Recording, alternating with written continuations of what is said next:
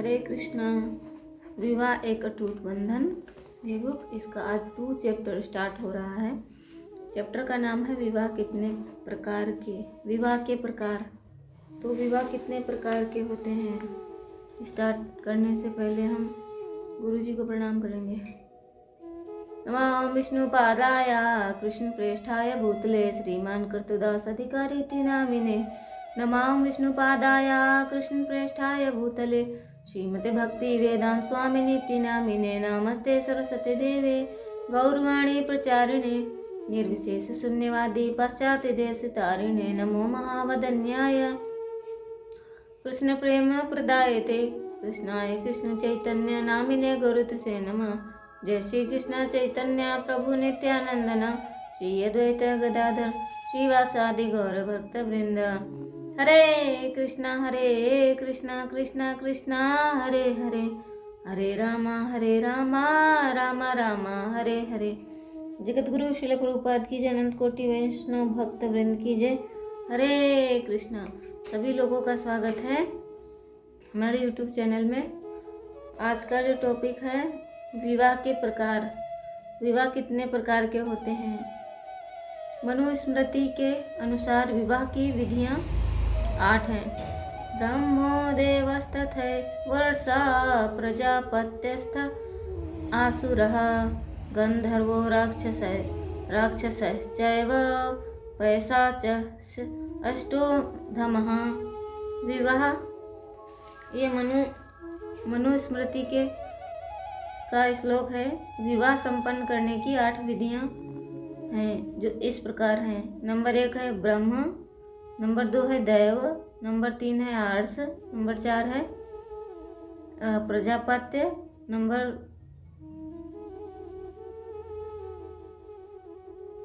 5 है आसुर, नंबर 6 गंधर्व, नंबर 7 राक्षस, नंबर 8 पैशाच। मनुस्मृति में 8 विवाह की विधियों का वर्णन हुआ है। ब्रह्म विवाह, दैव विवाह, आर्ष विवाह, प्रजापत्य विवाह, आसुर विवाह, गंधर्व विवाह, राक्षस विवाह, पैशाच विवाह। तो हम चलते हैं नंबर 1 ब्रह्म विवाह। वैदिक संस्कृति के अनुसार ब्रह्म विवाह सर्वाधिक शुद्ध वैवाहिक पद्धति है।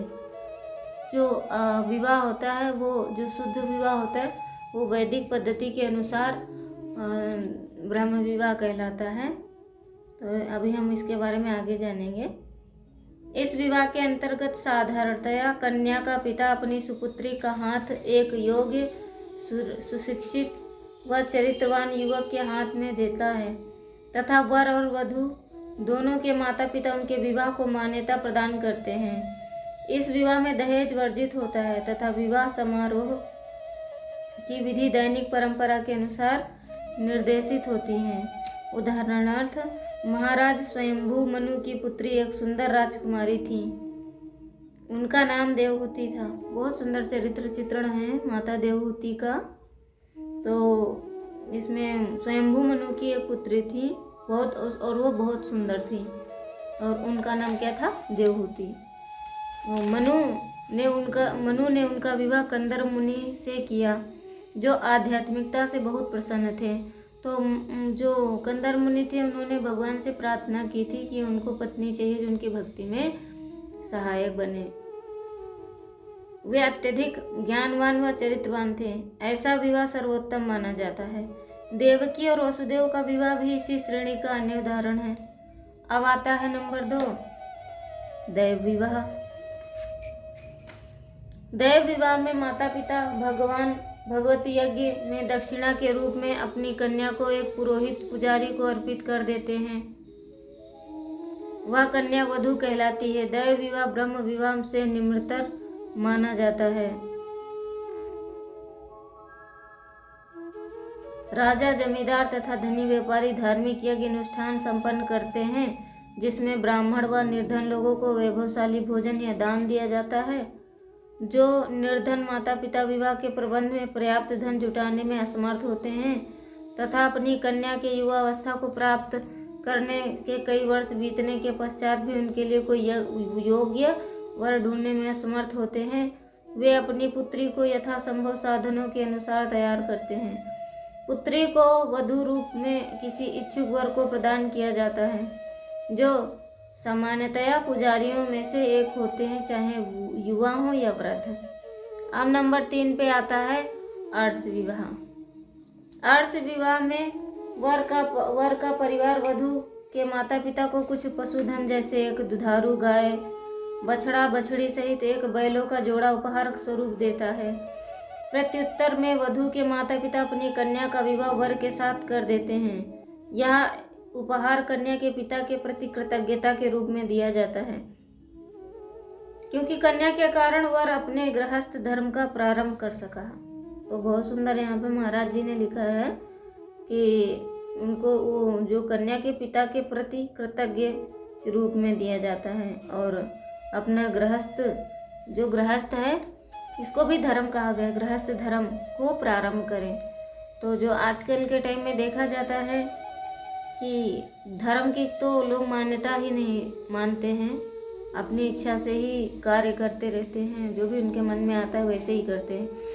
प्रजापात्य विवाह नंबर 4 है प्रजापात्य विवाह। पिता वर वधू को मंत्र द्वारा संबोधित करता है, आप दोनों अपने गृहस्थ धर्म का पालन करने में सक्षम हो। बालिका कन्या को एक योग्य बालक वर को इस आशा के साथ सौंप दिया जाता है, जब दोनों वयस्क हो जाएंगे तो वे अपने धार्मिक व सामाजिक कर्तव्यों की यथाशक्ति पालन करेंगे। वधू का पिता वर के पिता को कन्या सौंप देता है, जबकि वर वधू अपनी बाल्यावस्था में होते हैं और तभी उनका विवाह संपन्न कर दिया जाता है। वर और वधू अपने अपने माता पिता के घर अलग अलग रहते हैं। कन्या द्वारा वयस्क अवस्था प्राप्त करने पर उसे एक समारोह करके वर के घर भेज दिया जाता है, जिससे वे साथ रहकर अपना गृहस्थ जीवन यापन कर सकें। इसको पाणी ग्रहण संस्कार भी कहते हैं, क्योंकि वर वधू का हाथ पाणी ग्रहण करता है, अतः उसका पति कहलाने का अधिकारी होता है। असुर विवाह। इस विधि के अनुसार वधू के माता पिता या संरक्षक को कुछ निर्धारित धनराशि देकर विवाह संपन्न करना होता है। तो ये बहुत सारी जगहों पे देखने को मिलता है कि जहाँ अभी मैं नाम नहीं लूँगी, लेकिन ऐसी कई जगह पे होता है कि कन्या के माता पिता के पास धन नहीं होता है, तो कोई जो पैसे वाले होते हैं वो क्या करते हैं, कन्या के माता पिता को थोड़ा सा धन दे देते हैं, और वो जो कन्या के माता पिता होते हैं वो अपनी कन्या का हाथ वर के हाथ में दे देता है। तो समाज में यह विधि सम्मानजनक विवाह प्रणाली नहीं मानी जाती है। तो ये जो प्रणाली है असुर विवाह, तो ये सम्मानजनक नहीं मानी जाती है। साधारणतया वर में योग्यता का कुछ अभाव होता है, अतएव उसे वधू के माता पिता को धन रिश्वत देने के रूप में देकर विवाह की अनुमति प्राप्त करनी पड़ती है। मनु संहिता के अनुसार कन्या के पिता का यह व्यवहार निंदनीय माना जाता है। उस पर समाज द्वारा पुत्री विक्रेता होने का आरोप लगाया जाता है। बहुत सुंदर उदाहरण है, क्योंकि यहाँ पे क्या बताया जा रहा है कि जैसे उनके कन्या के माता पिता धन लेते हैं, तो ये क्रय विक्रय माना जाता है, इसलिए इस पे विक्रेता का आरोप भी लगाया जाता है मनुस्मृति के अनुसार। और नंबर 6 है, यदि कन्या अपने वर का चयन प्रेम प्रसंग के माध्यम से अपने अभिभावकों की स्वीकृति के लिए बिना आपसी सहमति से करती है और दोनों विवाह कर लेते हैं, तो यह गंधर्व विवाह कहलाता है। कन्या और वर की परस्पर सहमति की इस विवाह का आधार है। मनु कहते हैं, जब वर और वधू परस्पर प्रेमवश आकर्षित होकर मिलते हैं और विवाह कर लेते हैं, तो यह गंधर्व विवाह कहलाता है। तो आजकल तो ज़्यादातर गंधर्व विवाह ही हो रहा है, क्योंकि कन्या वर को चयन कर लेती है और वर है जो कन्या का चयन कर लेता है। माता पिता की इसमें ना तो सहमति तो मिली तो ठीक है, नहीं तो कर लेते हैं। तो ज़्यादातर आज के टाइम में गंधर्व विवाह ही हो रहा है, इसको ही लोग ज़्यादा फर्स्ट लेवल पे रखते हैं और सारे संस्कारों को साइड में कर देते हैं। तो ये विवाह ज़्यादा दिन तक टिकते भी नहीं हैं। चंद पल क्या कहते हैं कि क्षणिक सुख, ये जो गंधर्व विवाह है ये क्षणिक सुख है। ये बस इसको क्या कहा जाता है कि चबाए हुए को चबाना, बार बार चबाना। एक गन्ने को बार बार चबाया जाता है तो इसको भी चबाए हुए को चबाना कहा जाता है। मनु कहते हैं जब वर और वधू परस्पर प्रेमवश आकर्षित होकर मिलते हैं, विवाह कर लेते हैं तो यह गंधर्व विवाह कहलाता है। श्रीमद् भागवत में उषा अनिरुद्ध लीला प्रकरण में दोनों का विवाह गंधर्व विधि से संपन्न हुआ था। उषा ने स्वप्न में अनिरुद्ध को देखा था, जिसके पश्चात उसकी सर्वश्रेष्ठ सखी चित्रलेखा अनिरुद्ध श्री कृष्ण के पौत्र को उषा के महल ले आई, जहाँ उन दोनों का प्रथम मिलन था। पहली चितवन में ही वे दोनों प्रेमावश में बंध गए और उन्होंने गंधर्व विधि से विवाह कर लिया। क्षत्रिय राजा भी स्वयंवर नामक विवाह का आयोजन करते थे, जिसमें सब विभिन्न राज्यों के राजकुमारों को आमंत्रित किया जाता था और राजा की पुत्री अर्थात राजकुमारी अपनी इच्छा अनुसार एक राजकुमार को अपना पति के रूप में चुन लेती थी। उदाहरणार्थ सीता देवी द्वारा श्री राम का पति के रूप में चयन, द्रौपदी द्वारा अर्जुन का चयन, नल दमयंती विवाह आदि। आधुनिक युग में इस प्रसिद्ध प्रचलित को व लोकप्रिय विवाह प्रथा को प्रेम विवाह लव मैरिज कहते हैं। जो पहले स्वयंवर होता था अब उसको इस टाइम में लव मैरिज कहते हैं। तो इस प्रचलन को बहुत प्रसिद्ध कर दिया गया है। मतलब कहेंगे जहाँ लड़का लड़की राजी है तो वहाँ पे हम क्या बोल सकते हैं। तो उनसे फिर अपराध भी होते हैं, उनका माइंड एक सेट नहीं होता है। बहुत कम ही लोग होते हैं जो अपना ये जीवन यापन शुद्धता से करते हैं, अन्यथा विवाह विच्छेदन होता ही है। जरा से भी एक किसी की इच्छा पूर्ण नहीं हुई तो एक दूसरे में दोषारोपण करते हैं, तुम ये नहीं करते हो, तुम्हारी वजह से ये हो रहा है, तुम्हारी वजह से मेरे माँ बाप छूट गए, तो दोषारोपण करते हैं। राक्षस विवाह। शास्त्रों में इस विवाह विधि का वर्णन इस प्रकार है। जब कन्या का उसकी इच्छा के बिना अपहरण करके उससे बलपूर्वक विवाह किया जाता है तो वर कन्या को बलपूर्वक ले जाकर कन्या और उसके परिवार की इच्छा के विरुद्ध उससे विवाह कर लेता है। इस विधि में परिवार में राक्षसी गुण का प्राधान्य होता है, इसलिए यह राक्षस विवाह कहलाता है। पैशाच विवाह। जब कन्या को बलपूर्वक छल से लुभाकर अथवा मादक द्रव्य का सेवन करवाकर अथवा उसे एकांत में अर्ध सुप्तावस्था में रखकर अर्थात उसे अभाव या याचक अवस्था में रखकर उसका धैर्य समाप्त कर उसे विक्षुब्ध करके उसकी सारी इच्छा से के विपरीत उससे विवाह किया जाता है तो यह पैशाच विवाह कहलाता है। इस प्रकार कन्या की भावनाओं पर अत्याचार करके अनुचित विधि से रचे गए विवाह को समाज मान्यता प्रदान नहीं करता। सारांश के उपरोक्त वर्णित विधियों में विवाह ब्रह्म विवाह सर्वश्रेष्ठ है। जो माता पिता की इच्छा से परिवार की सहमति से विवाह होता है वो विवाह सर्वश्रेष्ठ होता है। अन्य विवाह को ज़्यादा मान्यता नहीं दी जाती है, इसलिए ब्रह्म विवाह ही सर्वश्रेष्ठ है, क्योंकि इसमें सभी देवी देवताओं का आशीर्वाद प्राप्त होता है। विवाह एक सामाजिक व्यवस्था है। इसमें पुरुष व स्त्री नियंत्रित इंद्रिय तृप्ति के अंतर्गत आत्म संरक्षण, साक्षात्कार, कृष्ण भावनामृत की प्राप्ति हेतु एक दूसरे के सहायक बनते हैं। क्योंकि ब्रह्म विवाह का परम और एकमात्र उद्देश्य कृष्ण भावनामृत में प्रगति करना। ब्रह्म विवाह का मतलब यही है कि कृष्ण भावनामृत में प्रगति करना। अतः यही सर्वोत्तम विवाह विधि है। इसके अतिरिक्त यदि कन्या और वर के विवाह को दोनों पक्षों के माता पिता व समाज की स्वीकृति प्राप्त होती है तो इसे भी शुभ तथा मंगलकारी माना जाता है।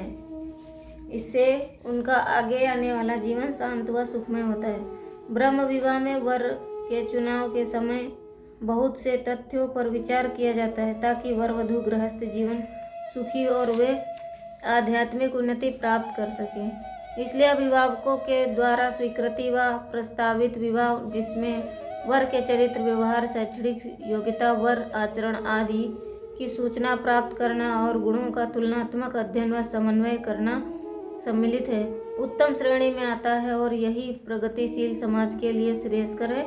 शास्त्र अनुसार ब्रह्म विवाह ब्रह्मदेव और आर्ष प्रजापति विवाह के गृहस्थों को वैदिक ज्ञान युक्त सदाचारी व तेजों में संतानें प्राप्त होती हैं। बाकी लोगों को ना तेजोमय संतानें नहीं प्राप्त होती हैं। तो एक बार फिर से सुन लीजिए कि क्या है कि ब्रह्मा विवाह, दैव विवाह, आर्ष, प्रजापति विवाह। तो इनको तेजवान संतानें और सदाचारी संतानें प्राप्त होती हैं। अन्य लोगों की संतानों में बुद्धि नहीं होती है ज़्यादा, वो कुमार्ग पे चले जाते हैं, जैसे कि आजकल देखा जाता है सब कुमार्ग पे जा रहे हैं, धर्म की ओर जा ही नहीं रहे हैं। बस जरा सा भी क्या ही बोलूँ मैं इसके बारे में। तेजों में संतानें प्राप्त होती हैं जो समाज को यशस्वी, उत्तम, सशक्त व आध्यात्मिकता से परिपूर्ण बनाती हैं। हरे कृष्णा। तो आज का हमारा ये जो टॉपिक था, चैप्टर था, बस इतना ही है। सभी वैष्णव भक्तों के चरणों में दंडवत प्रणाम। वाञ्छाकल्पतरुभ्यश्च कृपा सिन्धुभ्येव च पतितानां पावनेभ्यो वैष्णवेभ्यो नमो नमः। हरे कृष्णा। तो अगर ये किसी को बुक चाहिए हो तो कमेंट कर सकता है, बता सकता है कि किसी को बुक चाहिए तो उसको बुक मिलेगी ये, और अपनी अपनी टिप्पणी दे सकते हैं। ये बुक हमारे श्रीला महाराज जी ने लिखा है और बुक का नाम है विवाह एक अटूट बंधन।